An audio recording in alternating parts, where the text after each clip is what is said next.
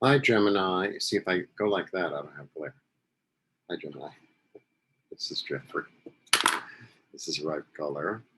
And this is your reading for the week of July 4th through the 11th. Please like, subscribe, share, comment, press the notifications. And I hope you're doing well. I'm doing the week gleans. I'm in the middle of the week gleans, and I'm enjoying myself. The weather broke in New York, and I'm very grateful. It's still summer. It still feels like summer, but it's a little bit beyond summer for a while. No longer. So I'm very happy for that. All right. July 4th through the 11th. Whoops. I got the 4th card, so I'm going to use it. Wow. All right. I'm going to do it like that. I don't know if you can see it, but we'll see.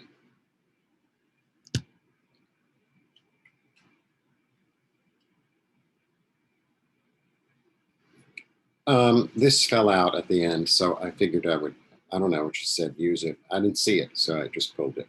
Okay. King of Pentacles, King of Cups, Knight of Cups.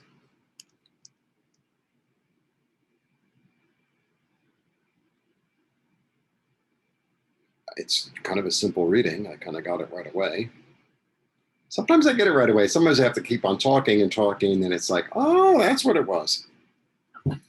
So kings are about knowledge. Whenever I have two kings or two queens, or a king and queen, generally, if they're the same suit, I combine them. But if I get two kings or two queens, I kind of combine the energy. So the King of Pentacles is the businessman, the one who has the knowledge of how to make money grow, how to be nurturing, how to be practical, how to increase one's security, right? Also, there's also knowledge of health, of how to take care of one's body. Okay, all those things wrapped up into one person who's surrounded by all this incredible stuff. And then you get the King of Cups, who, as some of you know, is my favorite king. The King of Cups is the soft king in a good way. He's profoundly compassionate. Profoundly compassionate. He's compassionate because he's been there. So he has a deep understanding of emotion, of heartache, right? Of heartache, of hard times, of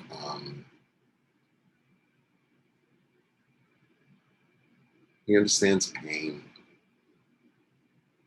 And because of that,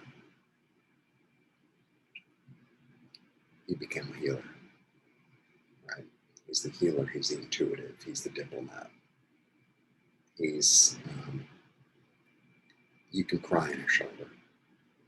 You can cry on his shoulder, and he won't tell you to not cry. He'll allow you to cry for as long as you need to cry, and he'll hold you until you're done crying. See what I'm saying?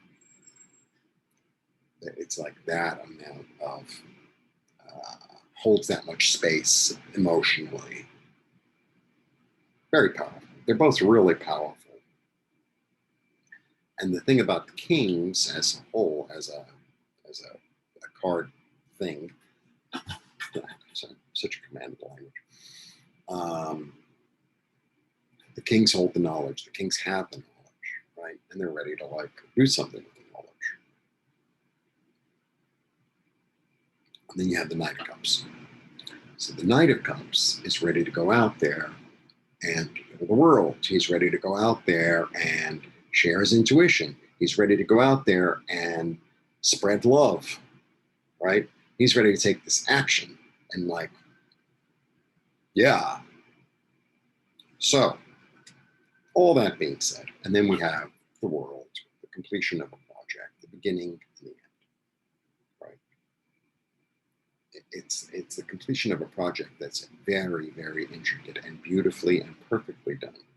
You know, everything is exactly where it's supposed to be. It's almost like, you ever see those, what do they call them? Intarsia, those boxes that they made, I think in the Renaissance and also after, and then they're inlaid with all the hard stones like jasper and malachite and agate and maybe lapis and onyx, and they're perfect.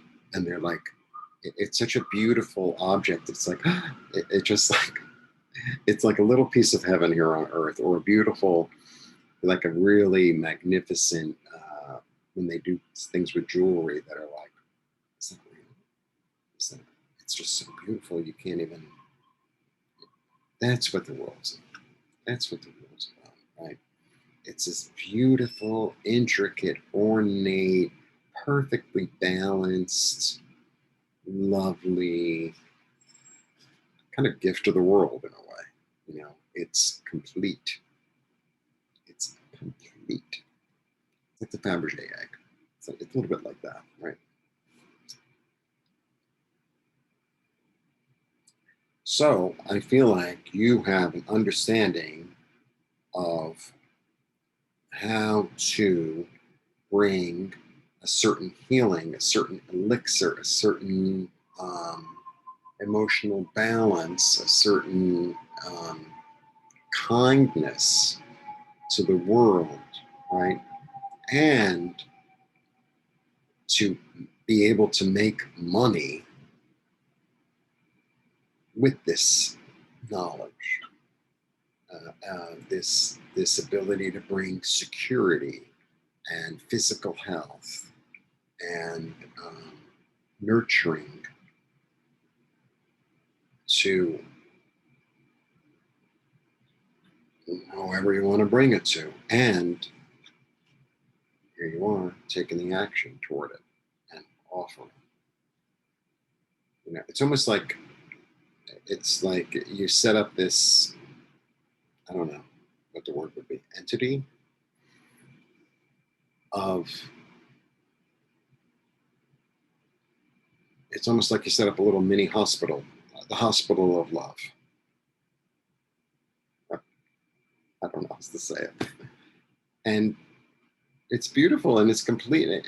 This is like so beautiful. This is so beautiful.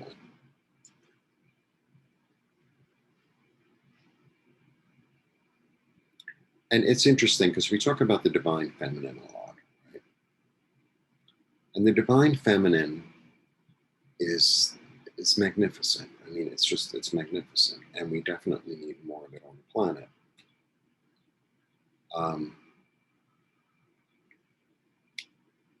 But the divine masculine is fascinating too. The divine masculine is really about taking this energy of love and of healing and of kindness and of justice, etc., etc., etc., and bringing it.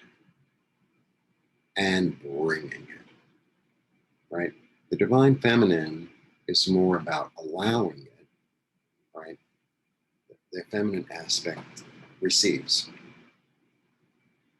The masculine aspect delivers, penetrates, action. And like that's the energy. The energy is that of, the other one is like going to a party, right? This is like throwing the party. Right? I'm throwing the party, right? I'm throwing the party. That's what the energy is. That's what the energy is.